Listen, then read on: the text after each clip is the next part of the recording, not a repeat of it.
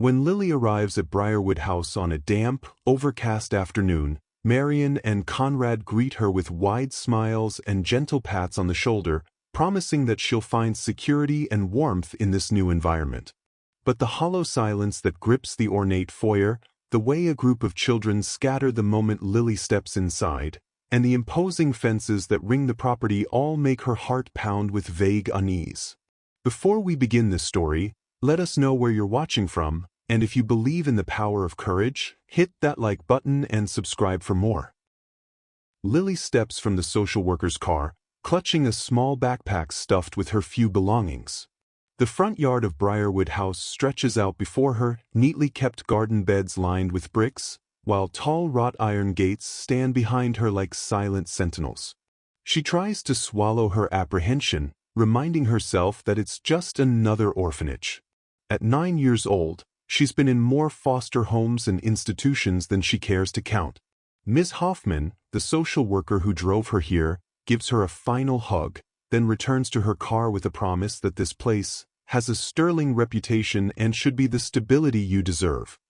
Lily wants to believe those words, but the moment the car pulls away and Marian ushers her inside with a bright, forced grin, she feels that telltale pang of distrust. The foyer is dimly lit by a single chandelier. The floors are polished hardwood that creak underfoot, the walls lined with dusty paintings of pastoral scenes. Lily notices the hush that falls over the space as Marian leads her through, pointing out the parlor on one side, the large dining hall on the other. There's a chill in the air, despite the mild temperature outside. Conrad, taller and more imposing than Marian, takes Lily's backpack and says very little, except to note how obedience is key in this house. A spark of wariness crosses Lily's mind. Something about Conrad's face, the way he sets his jaw, puts her on edge. But she simply nods and keeps her head down, having learned early on that new caregivers often appreciate children who don't ask questions. She's taken to a narrow room on the second floor with a single cot, a dresser, and a small window that overlooks a neglected orchard. The view should be pretty, rows of trees, their leaves rippling in the breeze, but it only makes the estate look lonelier. Marian stands at the doorway with her hands clasped, explaining in a brisk tone that Lily's schedule will be strictly managed, that chores are assigned each morning, and that expectations here are high. There's warmth in her voice, but Lily senses something manufactured about it, as if the woman has learned to say the right things in front of visitors. She sets Lily's backpack on the cot, offers a clipped smile, and retreats, shutting the door behind her. The day unfolds as a blur of first impressions. Lily is introduced to a few other children, though the introductions are rushed and awkward. She notices how each child seems guarded, as if they're trying to avoid drawing attention. They've clearly been warned not to say too much around newcomers. The evening meal is sparse, a ladle of soup and a half-slice of stale bread. Lily glances around the long dining table at faces that appear hollowed with fatigue. Marian and Conrad sit at one end, presiding over the silence as though any chatter is unwelcome. Occasionally, Marian reminds someone to keep their back straight or to finish every drop of soup. Lily has 1,000 questions burning inside, but she instinctively knows this is not a place where curiosity is rewarded. She barely sleeps that night, lying awake on the lumpy cot and listening to noises in the hallway, footsteps, doors creaking, faint whispers. Now and then, something heavier seems to move downstairs, but Lily can't make out whether it's boxes being shifted or if she's just imagining things in the dark. By the time dawn slants gray light into her window, her head throbs with exhaustion. A sharp knocking rattles her door, and a muffled voice orders her to get up for chores. When she opens her door, an older boy stands there, face wan and eyes dull, telling her that Marian wants everyone in the kitchen for the morning work assignment. He doesn't give his name. He just trudges away, his shoulders slumped. In the kitchen, Lily discovers a rotating schedule pinned to the wall, listing who scrubs floors, who tends the orchard, who washes laundry. It's more extensive than anything she's seen in previous homes. Several children line up to receive instructions. Conrad's voice is gruff as he doles out tasks, ignoring any sign of hesitation. When Lily's turn comes, he assigns her to help with the orchard. She's to work under Mrs. Townsend, someone Lily hasn't yet met. A swirl of apprehension stirs in Lily's stomach, but she says nothing, simply nodding as Conrad hands her a threadbare pair of gloves that barely fit her small hands. She meets Mrs. Townsend out by the orchard entrance, a stern-faced woman with a habit of clicking her tongue in disapproval at the slightest mistake. The orchard itself, once probably beautiful, has an air of neglect. Many trees look underfed, their fruit stunted. Lily's job is to pick up fallen branches, rake leaves, and gather anything salvageable. It's grueling work, especially for a child so young, and her back aches after an hour. Mrs. Townsend stands watching, rarely offering help, occasionally snapping that Lily's not working fast enough. The morning drags on, and Lily's muscles begin to protest. At some point, she stumbles over a root, scraping her knee. Mrs. Townsend's only reaction is to bark at Lily to be more careful next time. Not once does she ask if Lily is hurt. During a brief water break, Lily glimpses a slender boy with messy brown hair lurking near the orchard's edge, rummaging in a sack of gardening tools. He looks around her age. She spots him quickly slip an apple into his pocket, then vanish behind a tree. A minute later, he reappears, offering the apple to a younger child who seems half-starved. The boy's expression is furtive, and the younger child gulps the apple down in hurried bites before Mrs. Townsend returns from a short walk. Lily notes this quiet generosity with a pang of curiosity. It's one of the first glimpses of real compassion she's seen at Briarwood House. By noon, Lily's arms ache, her clothes are smeared with dirt, and she's desperate for a real meal. She and the other orchard workers are allowed back inside for lunch, but the portion is meager, some watery stew ladled into chipped bowls. Still, the children wolf it down as though it's a feast. Lily steels herself, trying not to tremble with fatigue. She wonders if the entire day will continue like this, and if so, how she'll manage. She's only been here a short while, yet she senses that any complaint or plea for rest will be met with harsh reprimand. With trembling hands, she finishes her stew and sets the bowl aside. The children are quickly dismissed to return to chores until evening. That afternoon, Lily carefully prunes some dead branches in another part of the orchard, daydreaming about any other place she'd rather be. Her arms shake from lifting a worn pair of shears. She's so exhausted she barely notices the boy from earlier come up beside her. "You're new," he says quietly, glancing back to ensure Mrs. Townsend is far enough away. "I'm Milo." She sets the shears down, almost groaning in relief. "I'm Lily," she whispers. "Is it always like this?" He nods, lips pressed into a tight line. "Mostly. You learn to keep your head down." Then his eyes flick over her stained clothes. "They gave you orchard duty on your first day?" "I guess," she mutters. "Conrad assigned me. I thought orphanages were supposed to let us go to school or have classes." Milo snorts. "They say they do for the state inspectors. But most days it's just chores. Schooling is just some worn textbooks if we finish work early, which never happens. We're all behind. No one even tries anymore." A flash of anger rises in Lily's chest. She thinks of how Miss Hoffman praised Briarwood as a place where children got the care and structure they needed. Obviously, Miss Hoffman never spent a full day here. "That's not fair," Lily says under her breath. Milo's gaze flicks toward Mrs. Townsend, who's prowling among rows of trees. "Be careful who you say that to," he warns, voice urgent. "They'll make you regret it." Before Lily can ask more, Mrs. Townsend zeroes in on them, scowling. "Lily, Milo, less talking, more working," she snaps. The conversation ends. Lily lifts her shears, shoulders tense. Milo slinks away to another row, but before he goes, he casts her a look that mixes empathy with caution. Lily resumes trimming, her heart pounding with mingled anger and sadness. She finds it hard to believe that this place, praised by the social worker, functions more like a labor camp.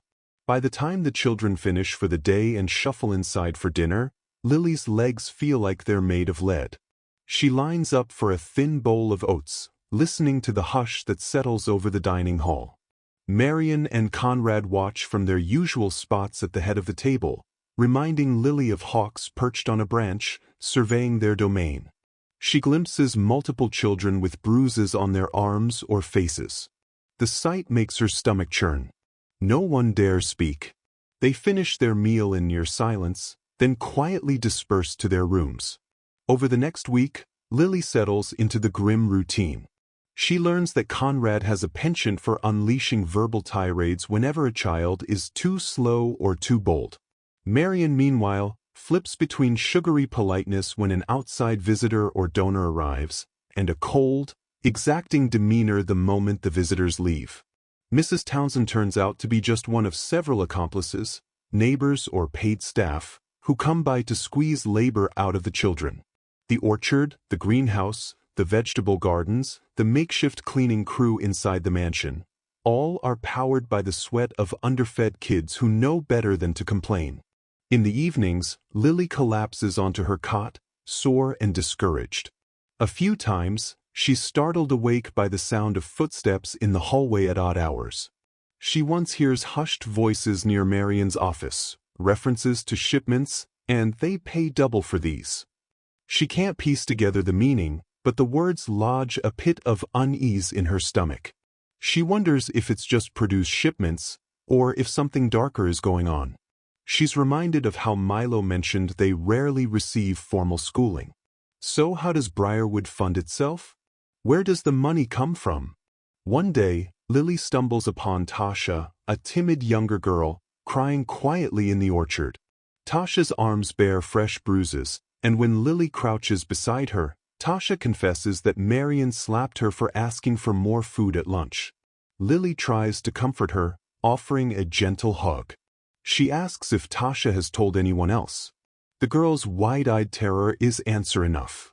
They won't believe me. We aren't allowed to talk to the social worker alone. Lily's gut twists. She thinks of how Ms. Hoffman breezed in and out, never suspecting the reality. Briarwood's caretakers have carefully engineered this environment to keep children frightened and silent.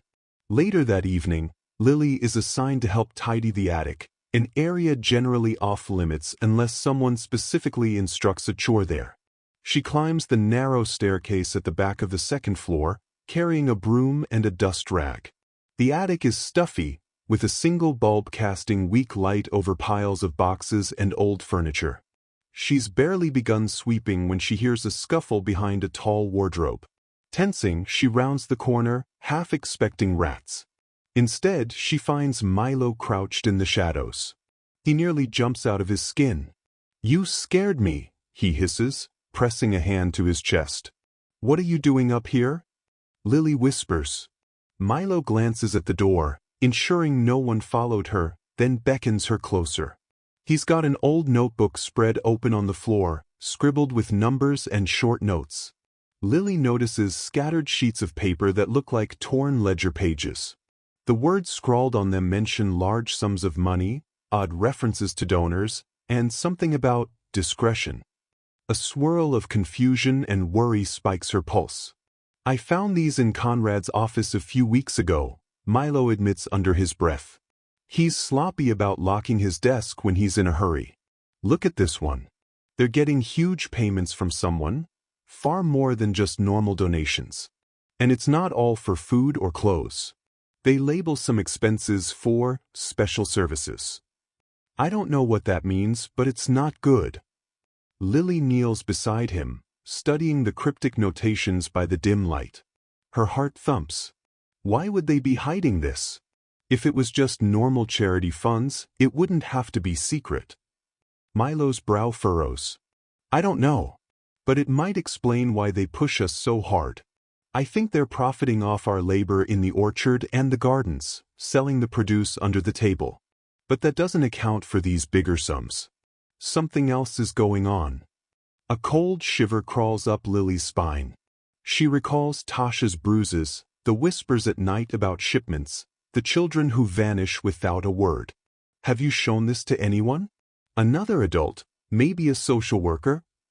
Milo shakes his head, frustration etched into his expression. They monitor every call.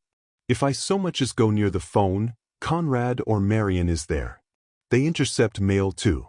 And whenever the social worker visits, we're forced to rehearse how amazing things are here. Lily presses her lips together, her mind racing. She stares at the battered notebook and the stolen ledger pages. In her prior foster placements, at least there was some semblance of oversight. But Briarwood feels like a fortress of secrets. She wonders if Ms. Hoffman was hoodwinked or if some people on the outside are complicit. We have to do something, she insists, voice trembling. We can't just let them keep hurting everyone. Milo sighs, stuffing the pages back into the dusty box he's using as a makeshift hiding spot. I've tried sneaking out once. The fence is high, locked at night. If we get caught, you know what'll happen. And they'll punish everyone else even worse. The weight of that threat presses on Lily's chest. She pictures Tasha's tear-streaked face, the wary glances from older kids, and the bruises that pepper so many arms. She lowers her voice further. There must be a time or a way to slip out. We have to think carefully. They fall silent at the sound of footsteps on the attic stairs. Milo quickly shoves the notebook under a sheet of old newspapers. Lily snatches the broom, pretending to sweep. The door creaks open, and Mrs. Townsend's raspy voice echoes, "Lily? Are you done up here yet?" She steps in, glaring. Her eyes flick to Milo, who pretends to be rummaging through a crate. "What are you doing, boy?" He shrugs. "Checking for spare linens. Marian said we might need them downstairs." Mrs. Townsend's gaze narrows, but apparently finds nothing tangible to scold them over. "Hurry up or you'll miss dinner," she snaps. Lily nods meekly, and Mrs. Townsend leaves. Milo and Lily share a tense look, their hearts pounding. Once certain she's gone, they part ways, knowing better than to linger together and arouse suspicion. That night, Lily can't shake the feeling that Briarwood is more than just a place of exploitation. The rosters, the huge sums of money, the shadows that pass through the halls at odd hours, it all suggests a deeper corruption. She forces herself to sleep, determined not to let hopelessness swallow her. She thinks about how Ms. Hoffman told her to call if she ever needed help. But that's impossible here. The phone is locked, her letters would be read, and any cry for help is stifled by the watchful eyes of Marian and Conrad. Days stretch into weeks. Lily endures an endless cycle of chores. She grows accustomed to the orchard's dirt staining her palms, to the watery soups, to the lines of children waiting silently for permission to eat. She helps Tasha whenever she can, sneaking bits of bread from the kitchen. She notices older kids disappearing occasionally. Marian claims they've been adopted by wonderful families. But Lily never sees those families visit, never sees goodbye parties or the paperwork that usually accompanies adoptions. She suspects some of these children end up in far worse situations. The thought makes her stomach roil with helpless fury. Whenever she can, Lily slips upstairs to the attic, conferring with Milo in hushed whispers. Together, they piece through Conrad's stolen ledger pages, scribbling notes of their own to track the suspicious finances. They discover references to monthly payments from shadowy benefactors, coded line items for transport, and even mention of medical fees. None of it aligns with normal orphanage operations. Lily wonders if contraband is being moved through the orchard shipments, drugs or something equally nefarious. Or maybe these are bribes from wealthy patrons seeking under-the-table adoptions. She can't know for sure, but each speculation is more chilling than the last. One afternoon, while Lily is sorting produce in the barn, Conrad storms in, looking furious. He corners Martin, a wiry teen who had accidentally dropped a crate of apples. Conrad seizes Martin by the collar, snarling about carelessness. Lily watches, paralyzed as Conrad delivers a swift blow to Martin's side, making him double over. The cruelty of it leaves Lily breathless. No one intervenes.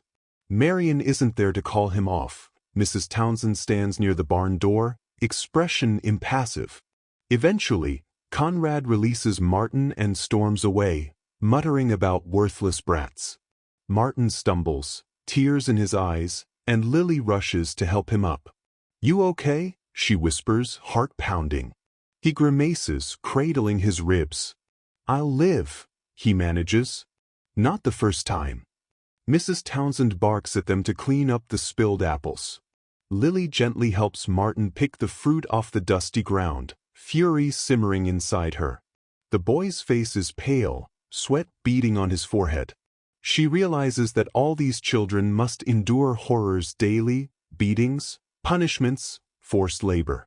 The veneer of kindness that Ms. Hoffman saw during her quick visits is nothing but a carefully orchestrated act. Lily's anger morphs into steely resolve. She will not let this continue. She decides then and there that her fear must become fuel for action. That night, Lily and Milo meet in the attic again, hearts hammering. They speak in whispers, scanning for eavesdroppers. Lily confides in him about Martin's beating, how it highlights the urgent need to escape and sound the alarm. Milo shares that he overheard Conrad and Marian talking about a big arrival coming in the next month, something that would bring a large payment. He suspects it's a clue to a major illegal deal. "We have to get out before then," Lily insists, voice trembling. "We can't let them hurt us or the others any longer." Milo nods, chewing his lip. The fence is tall and locked at night. But what about during the day when they take deliveries? Sometimes they open the gates for a delivery truck. Lily recalls seeing a battered truck rumble in with supplies for the greenhouse once or twice. Conrad or Mrs. Townsend usually supervised. "We could try to slip onto the truck when it leaves. Hide behind the crates of fertilizer or something." Milo's brow furrows. "Dangerous. If they catch us, we might not get another chance." But Lily sees no better option. Attempting to scale the fence by day would be noticed. At night, it's locked. The only times the gates open are for official visitors or supply trucks. "We'll have to watch the schedule," Lily says, trying to keep her voice steady. "And in the meantime, we keep collecting evidence. If we can get these papers to the police, they'll have proof of wrongdoing." Milo agrees, though his eyes flick nervously to the attic door. "We'll need to be patient, though. If we look too eager, they'll suspect something." The next 2 weeks become a careful dance of watchfulness. Lily notes the orchard supply patterns, learning that every other Thursday, a truck arrives to deliver fertilizers and tools. She also pays attention to Conrad's routine. He typically stands at the gates, greeting the driver, while Mrs. Townsend oversees unloading. If Lily and Milo can slip past them and hide in the truck's cargo area, they might ride it out of Briarwood. From there, maybe they'll reach a nearby town or a general store with a payphone, a place they can call the police. The plan feels terrifyingly risky. If they're caught, Lily can't imagine the punishment they'd face. Yet each day that passes cements her conviction. She sees Tasha flinch at the sound of Marian's footsteps, Martin enduring fresh bruises, older teens forced to do heavy labor from dawn to dusk. She also witnesses how children vanish overnight. No goodbyes, no explanation. Milo believes they're being sold or illegally adopted out, and Lily can't shake the pit in her stomach telling her he might be right. The orchard might just be a front for a bigger trafficking operation. Each time Lily thinks about that possibility, her rage intensifies, fueling her determination to break free. The Thursday they've been waiting for finally arrives. Lily wakes before dawn, her nerves so taut she can barely swallow breakfast. She forces down a few spoonfuls of watery oats, glancing at Milo from across the dining table. He meets her gaze, a flicker of fear and resolve passing between them. Marian is preoccupied, scolding someone about a missing broom. Conrad grumbles about the day's deliveries. Mrs. Townsend, arms folded, looks as sour as ever. None of them notice Lily slip from the dining room earlier than usual, rushing to the barn to retrieve the stolen documents she and Milo have hidden under a loose floorboard. She clutches them tight under her shirt, heart pounding. Those pages are the key to proving the abuse is more than just rumor. When the supply truck rumbles down the driveway mid-morning, Lily and Milo are stationed behind the greenhouse, out of sight. From there, they can see Conrad open the gates, waving the truck in. It parks near the barn, men hopping out to unload sacks of fertilizer. Mrs. Townsend barks instructions, complaining about how the orchard needs more than just fertilizer to thrive. Conrad distracts her with some heated conversation over the number of sacks delivered. Meanwhile, Lily and Milo creep behind a row of stacked crates, scanning the area for watchers. The timing must be perfect. At one point, the men step away from the truck, heading toward the barn to drop off supplies. Conrad trails after them, presumably to check the inventory. Mrs. Townsend lags behind, rummaging in her pocket for some reason. Lily and Milo hold their breath, flattened against the side of a crate. Finally, Mrs. Townsend stomps away toward the greenhouse, muttering about incompetent drivers. Lily and Milo seize the moment. They dart to the back of the supply truck, hearts hammering so loudly Lily fears they'll be heard. She climbs onto the truck's tailgate, Milo following close behind. It's cluttered with sacks of fertilizer and wooden pallets. They wriggle between them, pressing themselves flat to hide. Lily clutches the stolen documents inside her shirt, the paper rustling softly. They wait, sweat trickling down Lily's temples, conscious of every second that passes.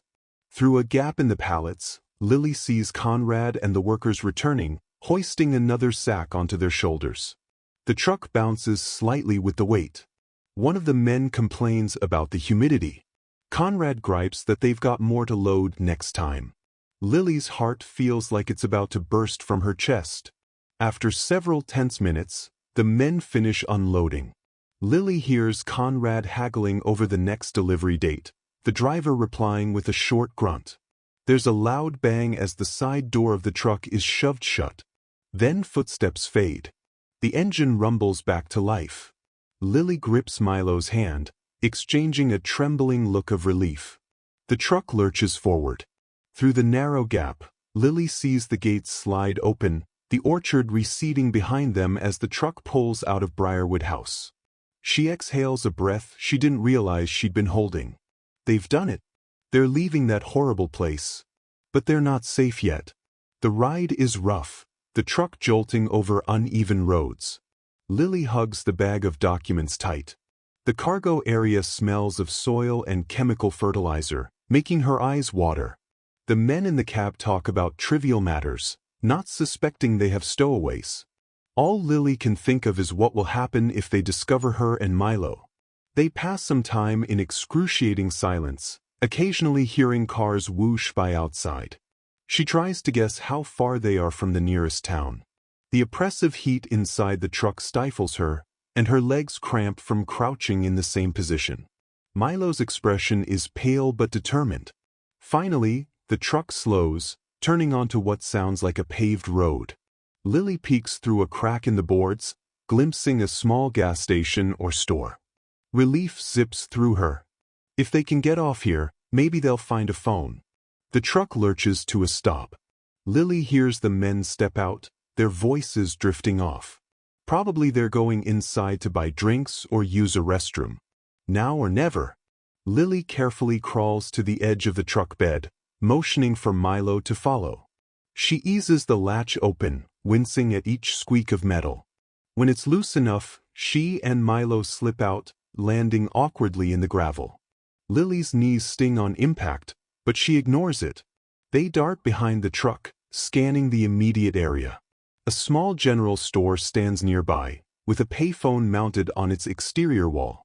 Lily's heart leaps. She beckons Milo to follow.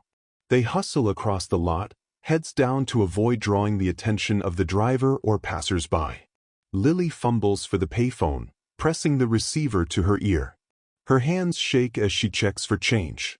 Milo rummages in his pockets, coming up with a few coins. It's enough for a local call. Lily dials the police station number she remembers from her earliest days in foster care. She's memorized it, always hoping she'd never need it. The phone rings. Once, twice, thrice. A gruff voice answers, "Police station." Lily's words spill out in a rush. "Please, I'm Lily. I escaped from Briarwood House, the orphanage on the outskirts. We have proof of abuse, illegal money deals. We need help. There are kids still trapped." Her voice trembles so badly she can hardly keep a coherent pace, but she mentions Conrad, Marian, the bruises, the forced labor, and the suspicious ledger pages. She pleads for them to believe her. After a beat, the officer on the other end, who identifies himself as Officer Daniels, begins asking clarifying questions. His tone shifts from bored to alarmed as Lily details the scale of the cruelty. She can hear him scribbling notes, urging her to stay on the line. "Where are you now?" he asks. Lily squints at the store sign, reading it aloud. "Stay there," he instructs. "I'm sending a patrol car right away. Please don't leave." Milo, pressed close, overhears enough of the conversation to breathe a shaky sigh of relief. Lily's tears blur her vision. She thanks Officer Daniels and hangs up. The adrenaline rush leaves her trembling, and Milo catches her arm to steady her. She turns to see an older man standing in the store doorway, eyeing them curiously. He's probably the store owner, a worn-looking figure in a plaid shirt. Lily musters a frail smile, then stumbles inside, explaining quietly that they're waiting for the police. The man seems taken aback, but he nods and offers them tap water, telling them they can sit in the back if they need to. Every minute feels like an hour. Lily sips the water, her body shaking with nerves and exhaustion. Milo paces near the racks of canned goods. The store's overhead fluorescent lights buzz, half flickering. Lily wonders if the truck driver has noticed their absence or if they've already driven off. She wonders if Marian and Conrad have realized by now that they're gone, and if they'll suspect Milo and Lily of taking evidence. The thought makes her stomach twist. If the police don't act fast, Marian might destroy every incriminating ledger. She prays Officer Daniels will believe them enough to intervene before it's too late. At last, a patrol car pulls up outside, its lights off but the insignia visible. A tall, middle-aged policeman steps out, scanning the premises. Lily and Milo exchange a glance. Then Lily musters what courage she has left and steps forward. "Officer Daniels?" He nods, his gaze traveling over her dirt-streaked clothes and Milo's terrified face. "You two must be Lily and Milo," he says. "Let's talk somewhere safe." The store owner gestures them toward a side room normally used for storage. Officer Daniels follows them in, pulling out a small notepad. Lily's mouth goes dry as she and Milo launch into their story. They describe Briarwood in grim detail: forced labor, bruises, the orchard that never seems to end, the ledger pages hinting at major corruption. Lily shows him the papers she's stuffed under her shirt. He schemes them, eyebrows climbing as he registers the sums of money, the repeated references to hush-hush deals. He glances up at them, face grave. "This is serious," he says, flipping through the documents. "I've heard some rumors about Briarwood House, but never anything concrete. The owners are well regarded by certain donors, always passing inspections. But if half of what you're telling me is true, this is major criminal activity." Lily nods vigorously, tears slipping down her face. "You have to believe us. People are being hurt. Milo and I only escaped because we snuck onto a delivery truck." Officer Daniels sets a gentle hand on her shoulder. "I believe you," he says, "but we'll need a full investigation. We can't just barge in without cause. These documents might be enough to get a warrant, though, and your testimony will help."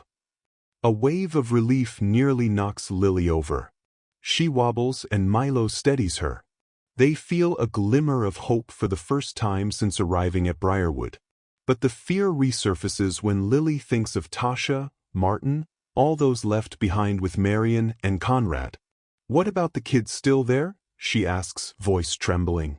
"What if Marian finds out we escaped and punishes them more?" Daniels looks pained. "We'll need to move carefully. I can't let you go back. It's too dangerous. Let me take you both to the station. We'll get social services involved." I promise we'll do everything we can to protect the others. Milo presses his lips together, exchanging a worried look with Lily. Neither of them wants the children in Briarwood to suffer in retaliation, but they also know that this is the best shot at exposing the atrocities. Lily breathes out, nodding. We'll do whatever it takes, she says softly. They leave the store with Officer Daniels, climbing into the back seat of his patrol car. The store owner gives them a sympathetic wave. Lily glances at the road leading back to Briarwood, fear prickling her skin at the thought of how Marian might be reacting. She clenches her fists, reminding herself that she's made the right decision. They drive into the small local station, a simple brick building with minimal signage.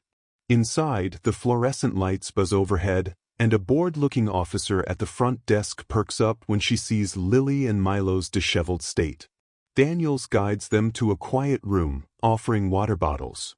He radios for a female officer, someone who can help take their statements.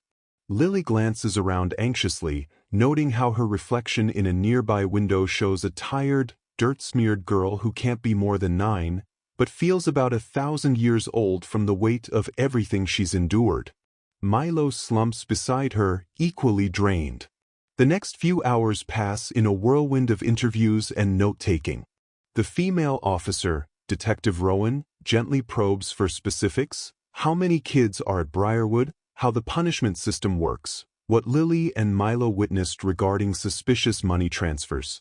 Lily tries to be methodical, counting the children she knows by name, describing Marian's shift in demeanor whenever outsiders come. Milo chimes in about nighttime visitors, black cars pulling up with crates. Detective Rowan's normally stoic face reveals flickers of shock and anger. At one point, Ms. Hoffman arrives at the station, alerted by the police that one of her foster children, Lily, has been found in dramatic circumstances. Ms. Hoffman hurries in, expression flustered. "Lily, what happened?" she cries, but Lily can hardly meet her eyes. She's too spent to hold back. She unleashes the entire story of Briarwood's cruel façade, the forced labor, the bruises. Ms. Hoffman's face pales, tears welling up as she realizes how thoroughly she was deceived by Marian and Conrad. She apologizes over and over, hugging Lily, promising that she had no idea the conditions were so dire. Lily clings to her, wanting to believe that Ms. Hoffman truly didn't know. She's angry but also aware that Briarwood's owners were experts at hiding the truth. By the end of the night, Lily and Milo collapse onto cots in a small lounge area the police station keeps for emergencies. They're told they can't go back to Briarwood. No one can risk Marian or Conrad taking vengeance. Social services will need to place them somewhere safe, at least temporarily. The relief of being away from Briarwood mingles with guilt over leaving everyone else behind. Lily tosses in her sleep, dreaming of the orchard's looming trees, of children calling her name from behind locked doors. Over the following days, Lily and Milo remain in limbo. They're each given a medical examination that documents bruises, malnourishment, and signs of overwork. Detective Rowan pores over the ledger pages with Officer Daniels, muttering about massive sums of unexplained money. Ms. Hoffman tries to comfort Lily, offering her a chance to speak with a counselor. But Lily's main question is always the same: when will the police help the others? The answers are vague.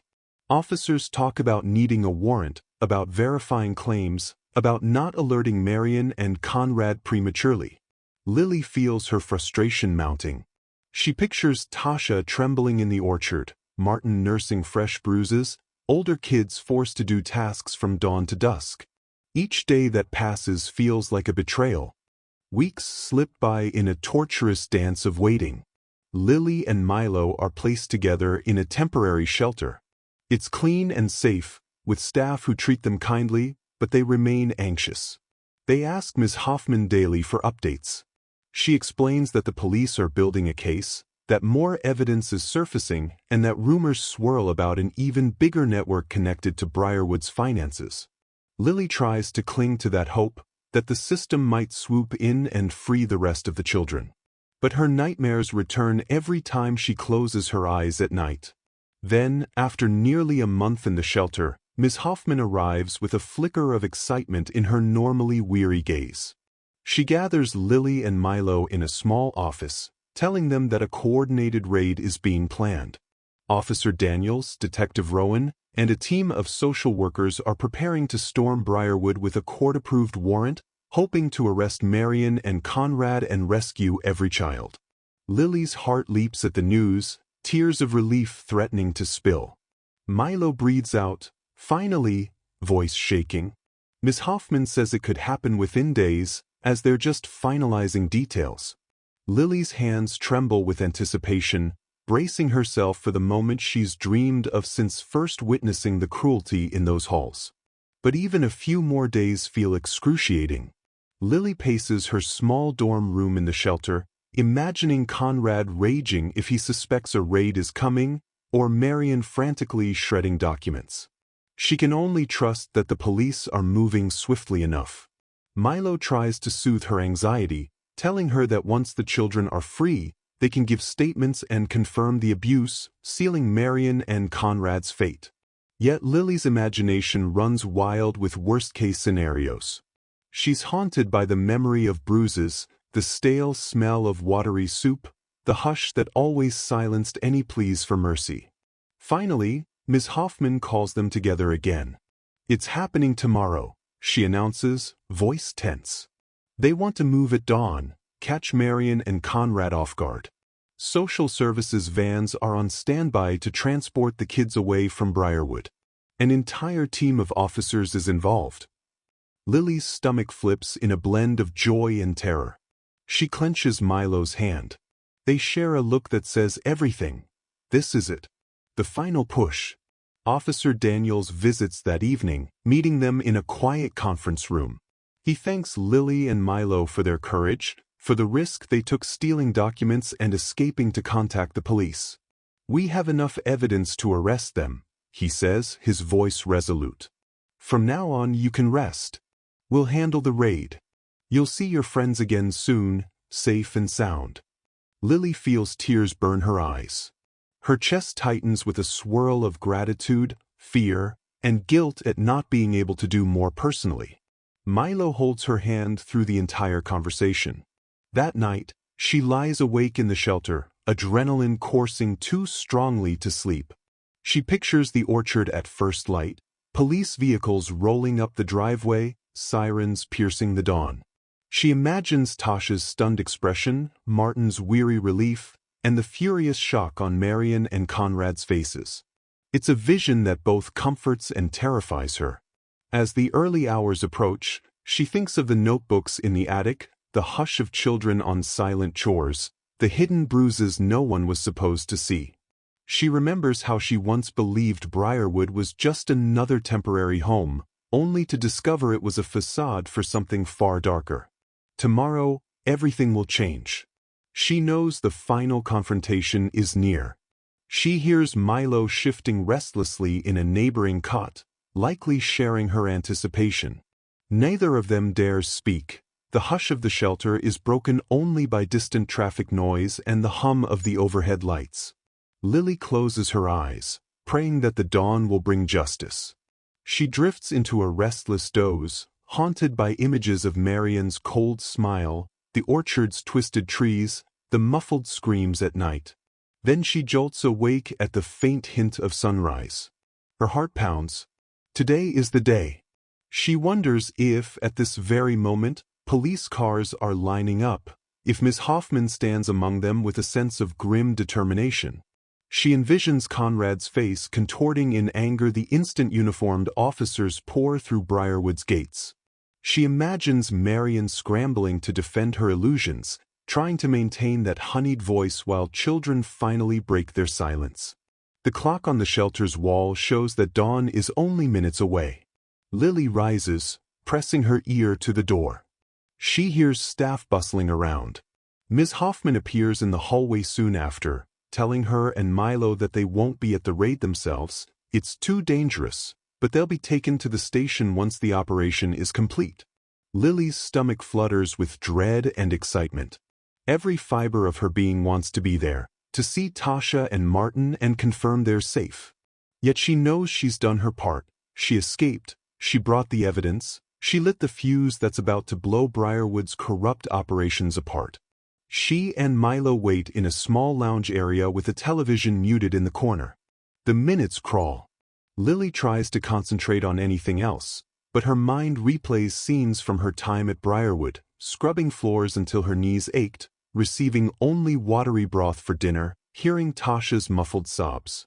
Milo stands by the window, arms crossed, staring at the creeping light of the new day.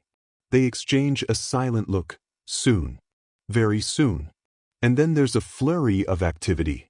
Ms. Hoffman rushes in, phone in hand, face tight with tension as she murmurs to the staff. Lily's heart accelerates. She steps forward, eyes locked on Ms. Hoffman's expression. Ms. Hoffman meets her gaze, giving a small nod that sends Lily's mind spinning. It has begun. The raid on Briarwood is happening right now. The final confrontation is unfolding, perhaps with sirens, maybe with the thunder of police boots on those old hardwood floors. Lily imagines children peeking out from behind doors, stunned to see uniformed officers announcing they're free. She stands there, breath quickening, blood roaring in her ears, while Ms. Hoffman receives updates on her phone in clipped, anxious whispers. Milo grips Lily's arm, his fingers trembling. They both yearn to hear that it's going smoothly, that no child has been hurt in the chaos. Ms. Hoffman rubs her brow, responding with quiet, "Yes, yes, oh dear," comments into the phone, her body tense. Lily can't stand the suspense. She breathes raggedly, tears threatening to spill at any second. At last, Ms. Hoffman hangs up, turning to Lily and Milo with wide eyes. She opens her mouth to speak, but the words catch, a swirl of relief and shock crossing her features. Lily's entire body goes rigid, bracing for whatever Ms. Hoffman is about to say. The next few seconds will determine the fate of everyone trapped in that bleak estate. She feels time stretch, her heart pounding like a drum in her ears, her breath hitching as she waits for Ms. Hoffman's announcement on whether the children of Briarwood House have finally been liberated, or if something has gone horribly wrong. Ms. Hoffman stands in front of Lily and Milo, struggling to catch her breath as she finally ends the phone call. For a long, weighty moment, she simply gazes at them, her expression brimming with emotion. Lily can see a sheen of tears in her eyes, and every second of silence intensifies the tension coiling in her stomach.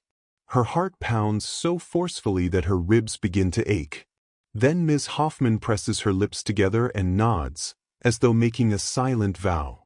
"They did it," she manages, her voice hushed but urgent. "The police have secured Briarwood House. It's over for Marian and Conrad." Lily exhales in a shaky rush, her eyes stinging with relief. Milo, beside her, grips the arms of his chair, trembling so visibly that Lily drapes an arm around his shoulders. She can feel his body loosen, as if he'd been coiled like a spring since dawn. Ms. Hoffman explains that the children have been removed from the property and brought to a nearby community center for immediate care and assessment. Marian and Conrad have been taken into custody, and a large amount of incriminating paperwork was seized from various locked rooms. Lily's first thought is of Tasha, Martin, and all the others who were left behind. "Are they safe?" she asks, tears wobbling in her voice. "Did anyone get hurt?" Ms. Hoffman reaches out, resting a hand on Lily's shoulder. "Officer Daniel says they're all physically safe, though many are shaken up. No one was seriously injured. He promises you'll be able to see them soon." A sob of relief climbs Lily's throat. She leans her head against Milo's and closes her eyes. Weeks of anxiety, nightmares, and fear suddenly unwind inside her. She doesn't know whether to laugh or cry, so she does both in a muffled, half-choked way. Milo rubs a hand across his face, not bothering to hide the tears that slip down his cheeks. Ms. Hoffman says the police want Lily and Milo at the community center to help identify children who might be too scared to speak. The two of them exchange a glance, bracing themselves. Even though they've done so much already, collecting evidence, escaping, informing the authorities. There's a sense that the real aftermath is only beginning. They follow Ms. Hoffman through the shelter's corridors to the parking lot, climbing into her car. As they drive, Lily stares out the window in silence, replaying memories of orchard chores, dusty attics, bruises on thin arms. She wonders what will become of Briarwood House now, the orchard, the dingy bedrooms, that locked office stuffed with secrets. A flicker of anger sears through her. It was never just a home, it was a place of exploitation dressed up as compassion. The community center lies on the outskirts of town, a squat brick building with large windows that reflect the morning sunlight. Cars crowd the parking lot. Lily spots a couple of police cruisers, a van from Child Protective Services, and a few unmarked cars that she suspects belong to detectives. Anxiety churns as Ms. Hoffman leads them through the front doors, where they're greeted by a chorus of voices: social workers, medical staff, traumatized kids. The place thrums with tension and relief in equal measure. Inside, Lily sees familiar faces. Martin is slumped in a folding chair with a paramedic wrapping his bruised ribs. Tasha stands near a table, flinching whenever anyone tries to guide her toward a nurse. The younger girl looks around with wide, wet eyes, as if certain someone is going to punish her for being in the wrong place. Lily rushes over, arms outstretched. Tasha collapses into Lily, clinging so hard that Lily's shoulder starts to ache. Tasha's hair smells of old sweat and tears. She's trembling from head to toe. "You're okay now," Lily whispers, running a hand gently over Tasha's back. "I promise." Tasha lets out a sob so raw that it makes Lily's eyes burn. She holds the younger girl tighter, swaying slightly. Across the room, she spots Milo greeting Martin with a hesitant hug. Martin's face is etched with relief and pain, though his eyes light up when he sees Milo alive and well. Children move about in small clusters, many still blinking in disbelief. Uniformed officers and social workers stand guard near the door. Lily notes that some kids look physically unharmed but carry vacant, shell-shocked expressions. She's lived that expression herself. It's the look of someone who can't quite believe the nightmare is over. Ms. Hoffman returns from speaking with a colleague and gently touches Lily's arm. "They've set up a triage area for basic medical checks," she explains. "Everyone from Briarwood will be interviewed over the next few days. And Lily, there's someone here who wants to talk to you. She's a volunteer who's been helping out." Lily arches her brows, puzzled. "A volunteer? About what?" Before Ms. Hoffman can answer, a figure steps out from behind a partition. She's a slender young woman with gentle eyes and a tentative smile. Her hair is pulled back in a simple ponytail, and she wears jeans and a sweater that bears the badge of a local charity. In this chaotic environment, she seems a quiet, steady presence. Lily tries to recall if she's seen her before, maybe at the orchard or somewhere else. The woman approaches slowly, as if cautious not to startle Lily. "Hi," she says softly, gaze flicking between Lily and Tasha. "I'm Celeste. I'm here to help the children from Briarwood. You're Lily, right?"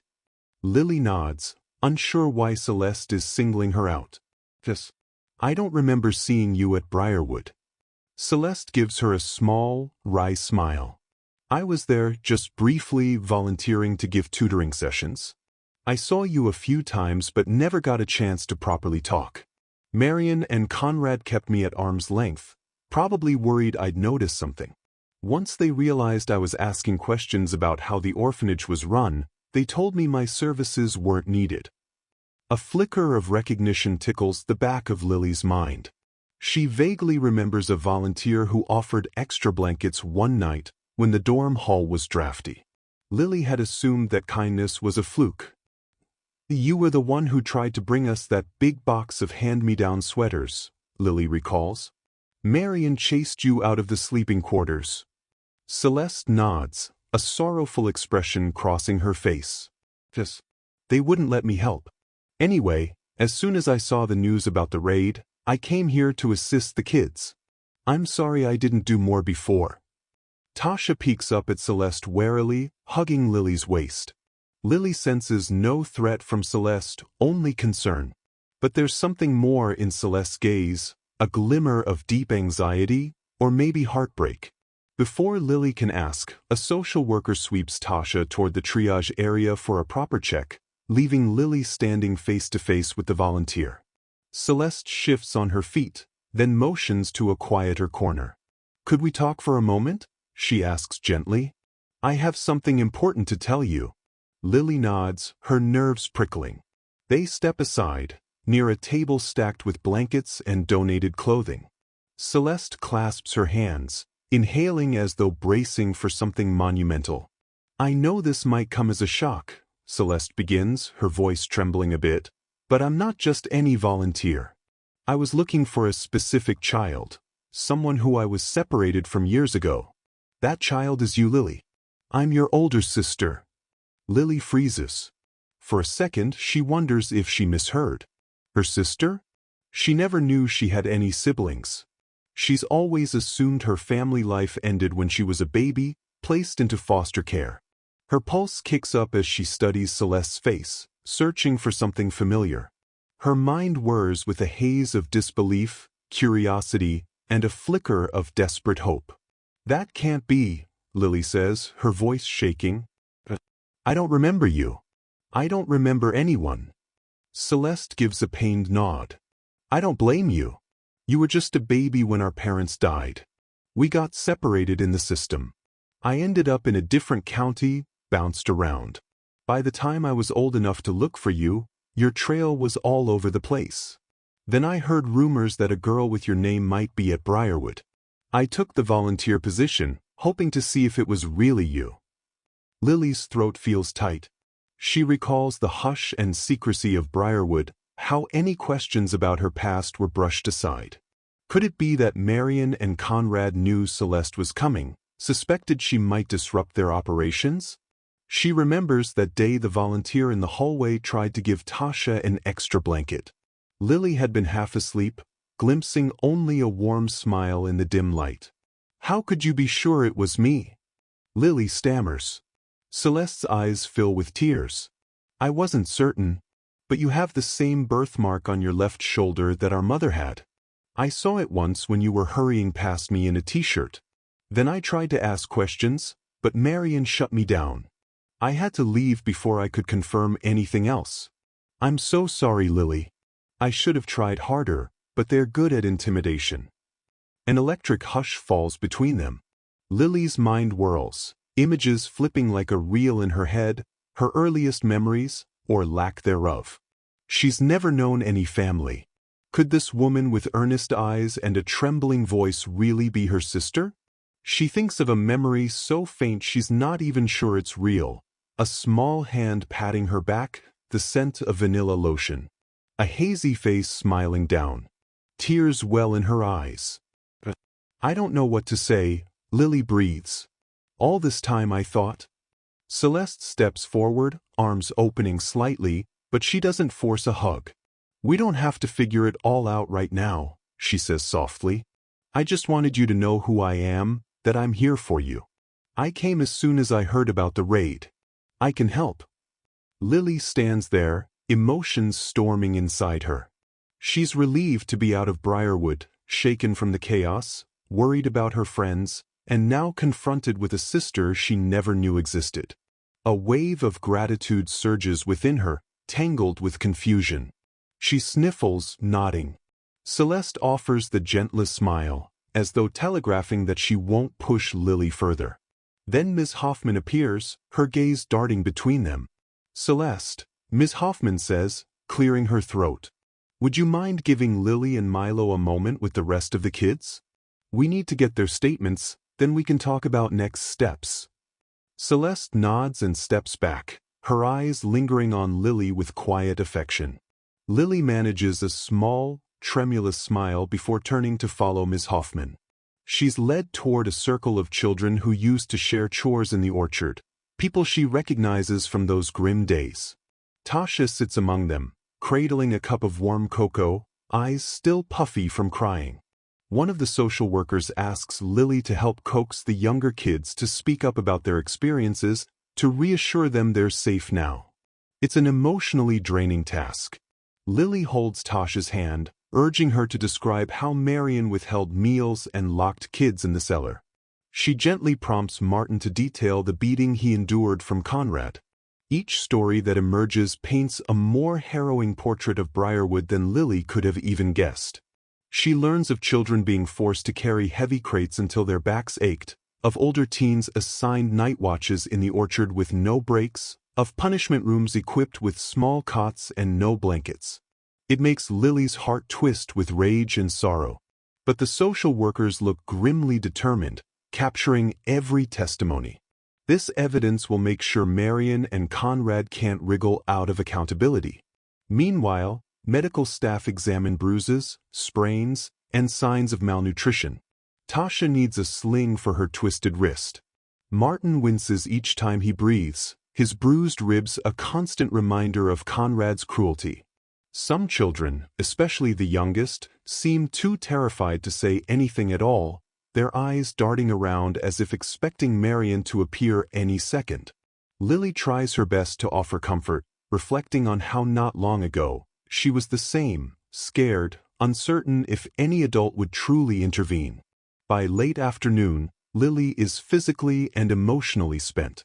She finds a corner of the community center's cafeteria and slumps into a chair, resting her head in her hands.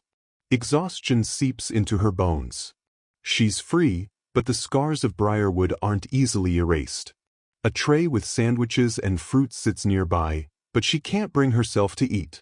Every muscle in her body aches from the tension of comforting others, all while grappling with the shock of Celeste's revelation. At some point, Milo comes to sit beside her. He sets a cup of apple juice on the table. "Figured you might be thirsty," he says gently. "I can't believe we're actually here and not behind those fences." She lifts her head, managing a faint smile. "Thank you." She sips the juice, sweet and cool on her parched throat. "How are you holding up?" Milo shrugs, eyes still reflecting a haunted worry. "Better now. Martin's going to be okay, the doctor said. They're just amazed at how badly the orchard work messed up our backs and knees. We're kids, not field laborers." I can't stop thinking about the times we almost got caught gathering evidence, how if we'd slipped up, we'd still be there. The thought shivers through Lily. "It was worth the risk," she whispers. "We got them out." Milo nods, though his gaze drifts to the milling crowd of children. They'll have to find homes for everyone. Some kids might go back into the foster system or group homes. Some might have relatives who step forward if they're found.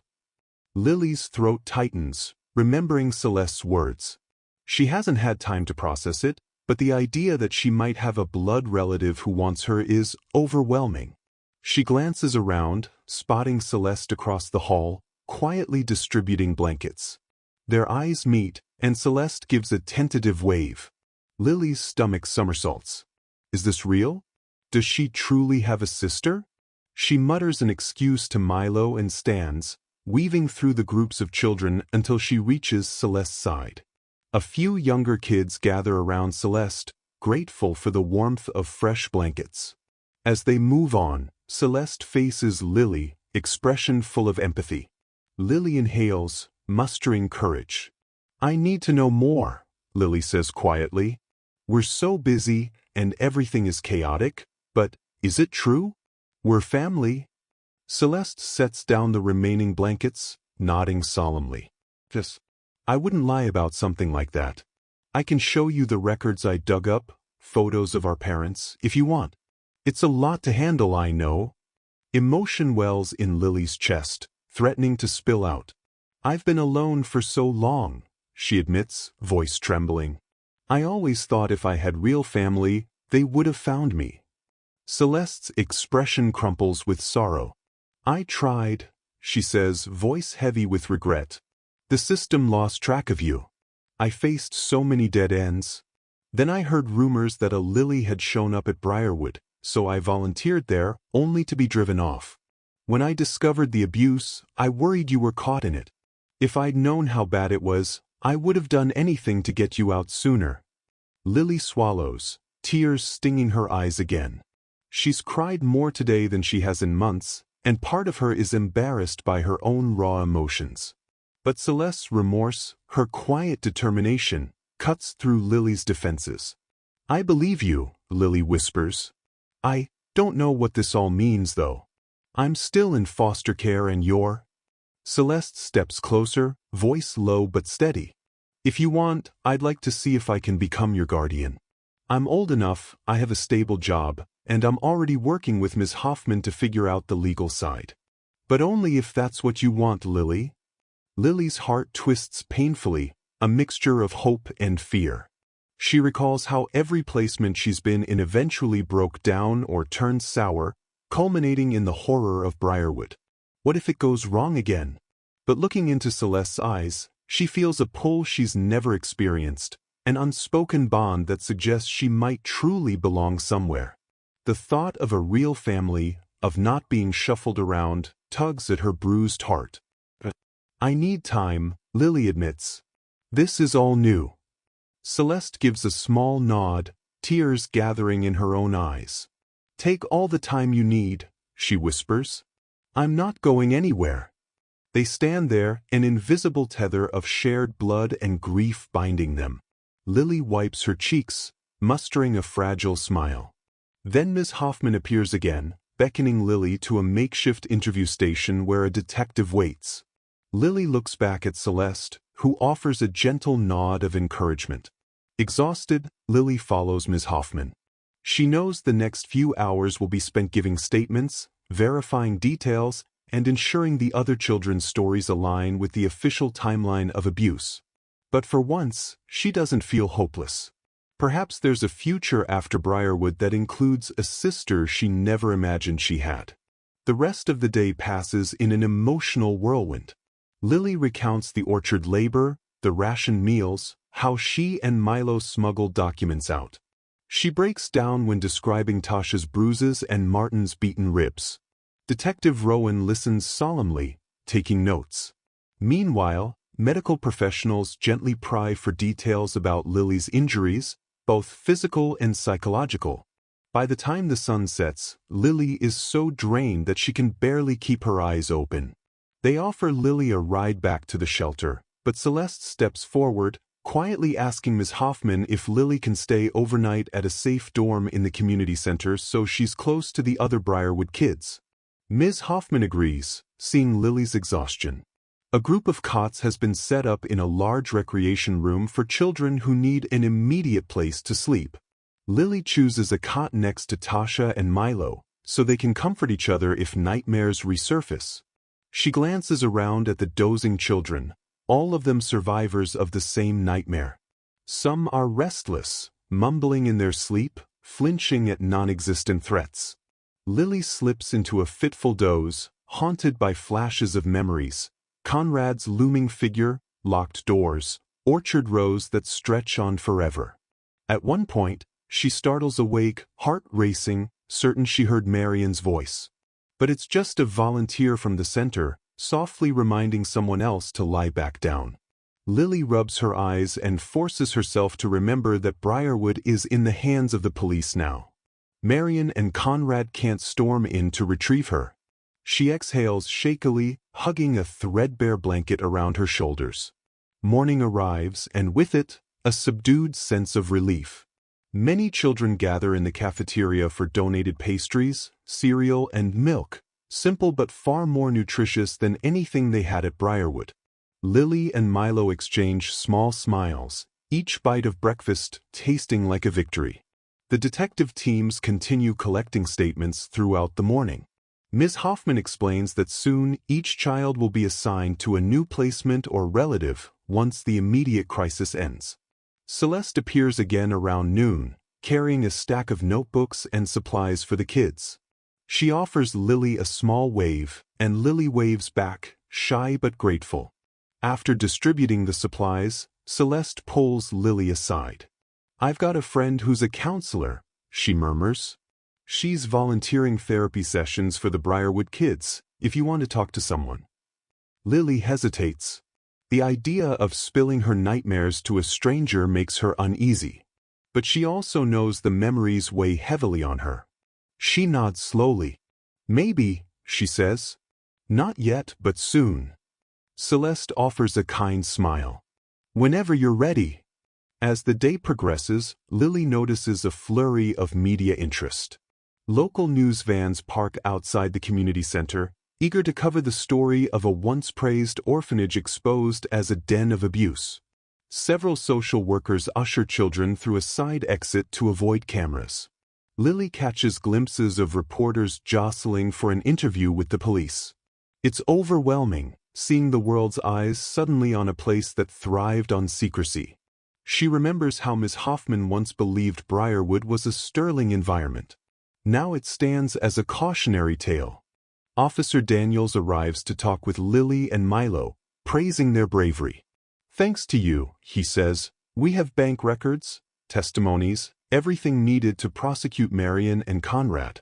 And that's before we even touch the potential trafficking charges if we can connect the dots on those missing kids. Lily's stomach churns at the thought. What about them? She asks, voice trembling. The ones we think were illegally adopted or worse? Officer Daniels' face clouds. We're doing everything possible to track them down. It's going to be a bigger investigation, but we're hopeful. Without your evidence, we wouldn't even know where to start. She nods, a tangle of anger and relief coiling in her chest. This is what she wanted: accountability, rescue, a path to healing. But it doesn't feel triumphant. It feels heavy, as if the burden of what they uncovered still weighs on her soul. She meets Milo's gaze, reading the same complex emotions there. They both realize that while they're free, the trauma lingers, and the fate of many children remains uncertain.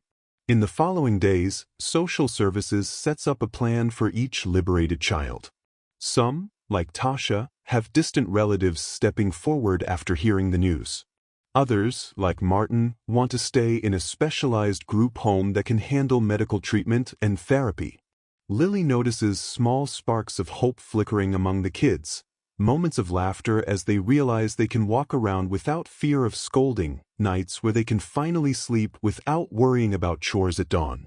It's a fragile optimism, but it's there. As for Lily, Ms. Hoffman begins discussing her options. They can find her another foster home, or see if Celeste is serious about becoming a legal guardian. This possibility rattles Lily. She barely knows Celeste, but the very idea of having a real sister, a stable family, leaves her breathless with longing. She confides her confusion in Milo, who teases her lightly about how lucky she is to have family. If I found out I had a sister who cared enough to infiltrate an orphanage to save me, I'd jump at the chance, he says, a wry grin on his face. But then his expression softens. I get it though. Trust is hard. Lily's eyes brim with tears. She tries to blink away. She leans her forehead against Milo's. I don't want to make the wrong decision, she whispers. I've been let down so many times. How do I know this won't end up the same? He squeezes her hand. You don't, he murmurs. But you can take a chance if it feels right. Celeste seems genuine. And you'll never be alone again, because you'll still have me as a friend. That night, Lily summons the courage to speak to Celeste more directly. They step outside the community center's back door, taking a walk in the crisp evening air. The sky is clear, stars shimmering overhead. Lily folds her arms, inhaling the scent of grass and distant car fumes. You really want me to live with you? Lily asks quietly. Celeste stops beside a small bench, nodding. Yes. I have a little apartment nearby, a stable job. It's not fancy, but it's enough to take care of you. I want to give you a home. A real one. Lily hesitates, tears pressing at the corners of her eyes. I'm scared. I don't know how to be a sister, or even how to trust that this will last. Celeste's own eyes glisten. I'm scared too, she admits, voice cracking. We've both been hurt, Lily, but I promise I won't abandon you. If you decide you're ready, I'll do everything I can to be the family you deserve. A trembling breath escapes Lily's lips. She recalls the orchard's stifling heat, Conrad's wrath, Tasha's tears. She pictures the morning Miss Hoffman told her to settle at Briarwood, how she yearned for stability but found only horror. Now, Celeste offers a path forward, one that includes healing and the unfamiliar warmth of belonging. Lily's heart tilts toward that possibility. She musters a wobbly smile and nods, tears slipping down her cheeks. "Okay," she whispers, voice trembling. "I want to try." Celeste exhales a watery laugh, stepping forward to envelop Lily in a gentle hug. Lily stands stiff at first, then surrenders, pressing her face into Celeste's shoulder, inhaling the faint scent of lavender shampoo. It feels strange and new and precious all at once. The nighttime breeze swirls around them. For a moment, Lily imagines the orchard at Briarwood, the hush of late-night chores. Then she banishes the thought, focusing on the steady heartbeat beneath Celeste's sweater. This is real. This is happening. Over the next few weeks, Lily watches as the Briarwood children scatter to new homes or group facilities. She helps Tasha pack a small bag of new clothes for her prospective foster home, assuring the little girl that Miss Hoffman will keep them in touch. She promises to visit Milo wherever he ends up, refusing to let their friendship fade. Milo teases that Lily is stuck with him forever now, and she half laughs, half cries at the idea that maybe forever is a good thing. Meanwhile, Celeste navigates a bureaucratic maze to gain official guardianship. She meets with Miss Hoffman, provides bank statements, references, proof of stable housing. The process is anything but simple, but Celeste tackles each obstacle with quiet determination. Lily helps by describing her experiences, her hopes, and the bond she already feels forming with her sister. Every sign points to success. And each day, Lily's nightmares about Briarwood lessen in intensity, replaced by cautious optimism. She's still anxious, still prone to jarring awakenings in the middle of the night, but therapy sessions at the community center help her unravel those tangled fears. One afternoon, Officer Daniels visits Lily to share news that Marian and Conrad have been officially charged with multiple counts of child abuse, neglect, fraud, and possibly more serious offenses if the authorities can prove their involvement in illegal adoptions or trafficking. Lily expects to feel triumph, but she only experiences a heavy sort of relief. The memory of those orchard days is too painful for celebration. She thanks Officer Daniels, hoping justice will be swift and absolute. That same evening, Ms. Hoffman calls Lily into a private office at the community center, her tone bright. "We got the final approval," she announces, eyes misty with emotion. "Celeste has been granted guardianship. Lily, you have a permanent home." A trembling laugh escapes Lily's mouth. She closes her eyes, letting the words sink in. She pictures the bleak hallways of Briarwood, the moment she first locked eyes with Milo, the day they climbed onto the supply truck. She thinks of how a single phone call to Officer Daniels set this in motion. Now, she's on the brink of a life she once thought impossible, living with her sister, forging a real future. She hugs Ms. Hoffman, tears streaking her cheeks.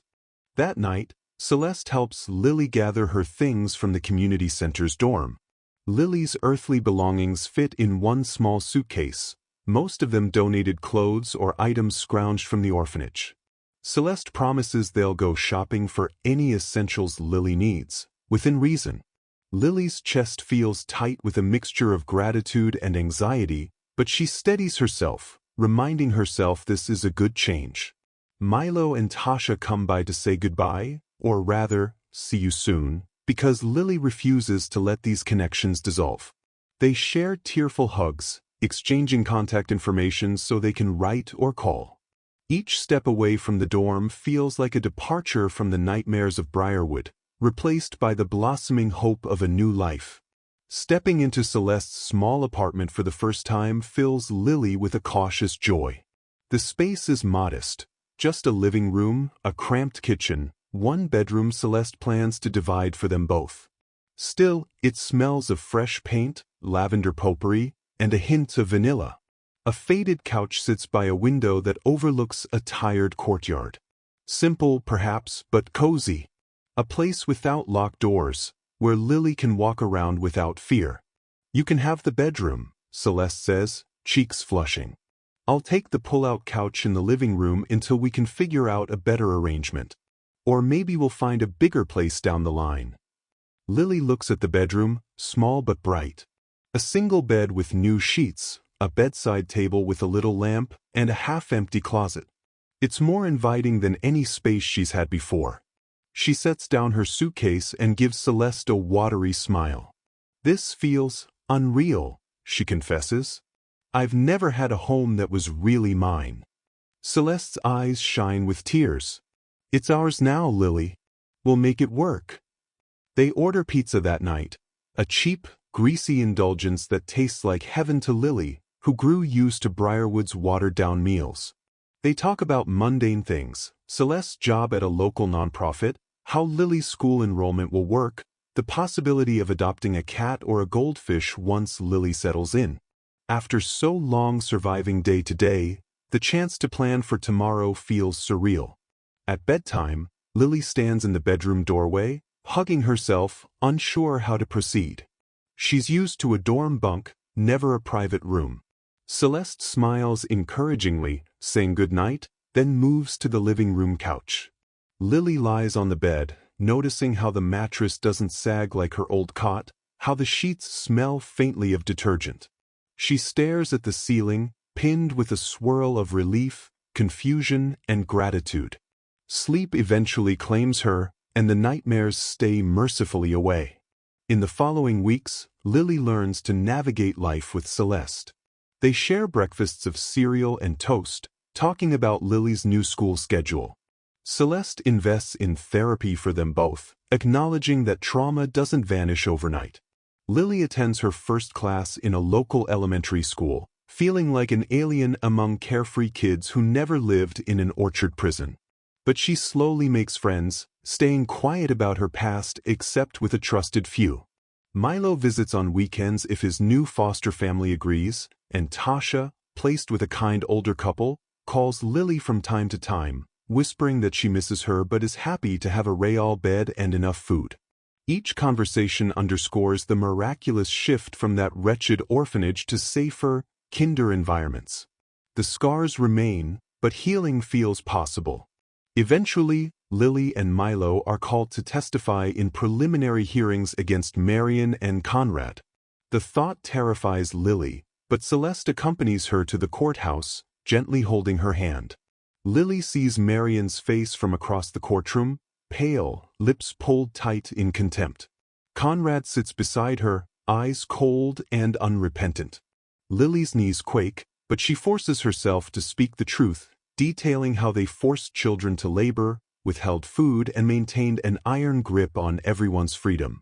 She looks away when the defense attorney tries to imply she's exaggerating. The reams of evidence, from ledger pages to medical reports, speak for themselves.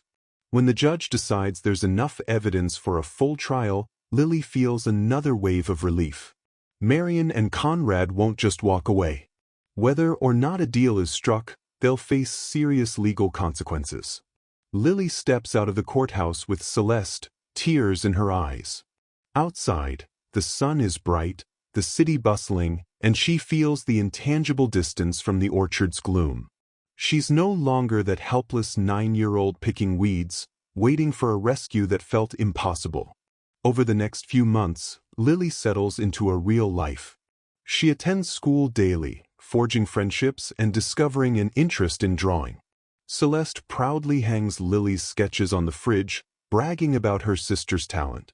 On weekends, they visit Milo, or sometimes Tasha. Ms. Hoffman checks in occasionally, marveling at how well Lily is adapting. Therapy remains part of their routine, and Lily slowly unravels her nightmares. She learns it's okay to mourn what she lost and to celebrate her new beginnings simultaneously. Lily's 10th birthday arrives quietly, marked by a small chocolate cake Celeste brings home in a cardboard box.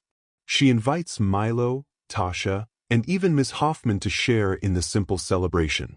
Lily's eyes shine as they sing a slightly off-key rendition of Happy Birthday.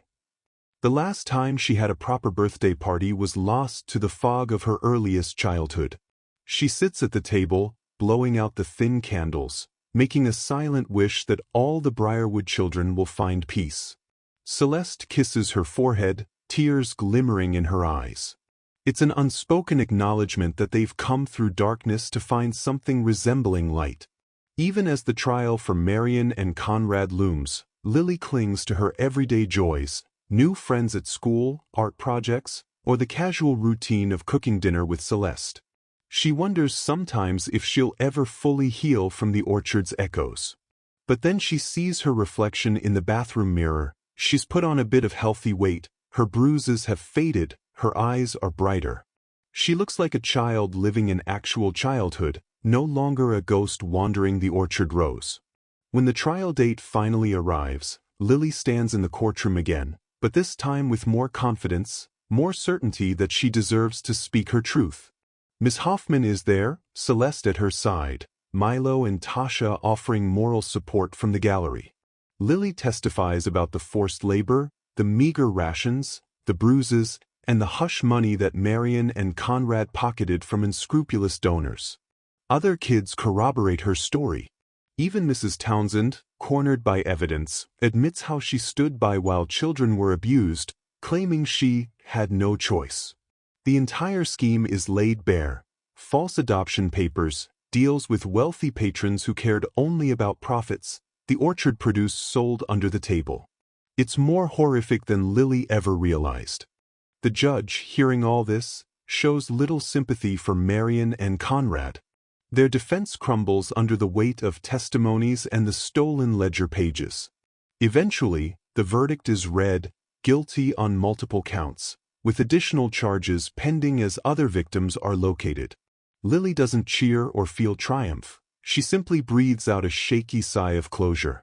She glances at Celeste, who nods in reassurance. They've won in the only way that matters, protecting the children and exposing the truth. In the weeks that follow, Lily's life grows more stable. She and Celeste celebrate modest milestones. Lily's first art contest at school, Celeste's raise at work, Milo's improved grades under a kind foster parent's guidance. They gather with Tasha occasionally, celebrating her new foster parents, who dote on her. Martin, recovered from his injuries, writes to Lily about a vocational program he's exploring, free from the orchard's forced labor. Each child from Briarwood seems to be carving a path forward, however challenging, free from the suffocating shadow of that estate. Some nights, Lily wakes up sweating, dreaming of locked fences and orchard rows. But now she has Celeste, a living reminder that family can be found and made whole again. She'll tiptoe out to the living room, where Celeste, half asleep, will murmur words of comfort and offer her a spot on the couch. They might talk quietly about memories of their parents, or about the future Lily once believed she'd never have. On one such night, Lily sits in the dim glow of a small lamp, Celeste beside her, sipping tea. Lily twirls a pencil through her fingers, trying to capture the swirling emotions that haunt her. She sketches the orchard, but this time she draws it bathed in sunlight, children running free, the gates thrown open. Her pencil glides across the paper, turning the orchard from a prison into a garden of possibility. When she's done, she shows it to Celeste, and Celeste's lips tremble with emotion. "You're so strong," Celeste whispers, touching Lily's shoulder. "I'm proud of you." Lily sets the drawing aside, breathing evenly. She's no longer a trapped little girl. She's Lily, someone who escaped horror, who sounded the alarm, who discovered she had a sister willing to fight for her. She envisions Tasha's wide grin, Milo's jokes, Martin's letters. She imagines a future where none of them remain defined by the chains of Briarwood. They carry scars, yes, but also an unbreakable courage that Lily believes will shape the rest of their lives. Morning comes, and Lily wakes to the scent of scrambled eggs and toast, Celeste's signature breakfast. She climbs out of bed, stepping into the small kitchen. Their apartment is cramped, the furniture mismatched, but it's filled with warmth. Music plays softly from Celeste's phone, something cheerful and uplifting. Lily helps set the table, placing chipped mugs of orange juice next to their plates. Celeste looks over and smiles. "Ready for school?" she asks, flipping a final round of eggs. Lily nods, glancing at the clock. Another day beckons, full of math homework and possibly an art club meeting. She feels a pang, remembering how, not so long ago, her days revolved around forced chores in the orchard, rationed food, and constant fear. She pours juice, letting the memory wash over her but not consume her. The orchard is in the past. Now, a new routine defines her life, one with real meals, unwavering support, and the knowledge that if she ever needs help, Celeste, Ms. Hoffman, Officer Daniels, and her circle of friends will listen. She sits to eat, and Celeste bows her head in a brief gesture of thanks, maybe to the universe, or to the fragile thread of luck that led her to Lily. They chat about weekend plans. Milo might come over so they can all watch a silly movie or go for a walk in the park. Lily finds herself smiling, imagining them all laughing in the sunshine, no orchard looming overhead, no locked gates. She savors each bite of breakfast, letting this simple moment anchor her in the present. Her eyes stray to the living room wall, where Celeste has pinned some drawings Lily made, pictures of trees that aren't weighed down by rotten fruit, sketches of children smiling. There's a corner of the wall that's been left empty, waiting for whatever new memories Lily wants to showcase. It's a symbol of the life she's building, one step at a time. Lily lifts her gaze to meet Celeste's. "Thank you," she murmurs, swallowing the lump in her throat. "For everything." Celeste's smile wavers with emotion. "Always," she whispers back.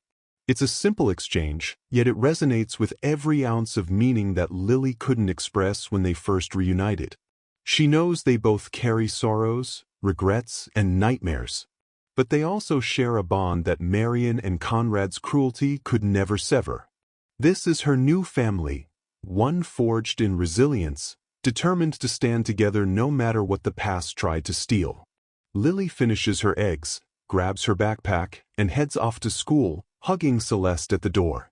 The sun glints against the buildings, the city humming with everyday life. A life Lily once thought impossible.